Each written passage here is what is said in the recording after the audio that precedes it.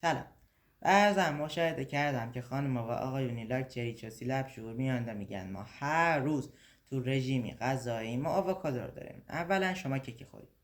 دومندش مگه من سیب و پرتقال نارنگی هم که هر درقی پاقی منو بخری و برداری و بری.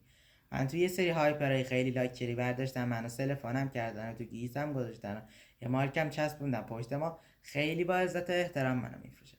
من که داداش حاج قدرت علی نکاشته است تو سک و صحرا که من تو کنیا بار اومدم.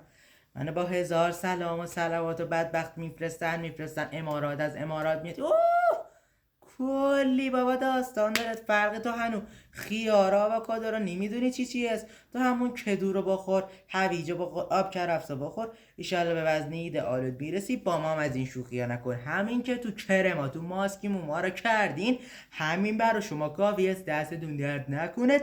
خیلی ممنونم.